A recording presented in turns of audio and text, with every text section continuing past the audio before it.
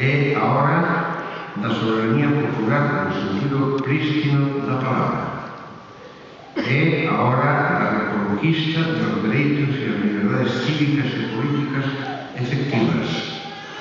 É a hora dunha nova crega democrática con este regime putrefacto e cun sistema aberrante e homicida que leva camiño de acabar coa biosfera e coa mesma coexistencia do propio planeta. É a hora da rebelión cívica como motor da emancipación dos individuos, as clases e os povos esmagados. É a hora da asunción dos principios e a práctica dos valores republicanos.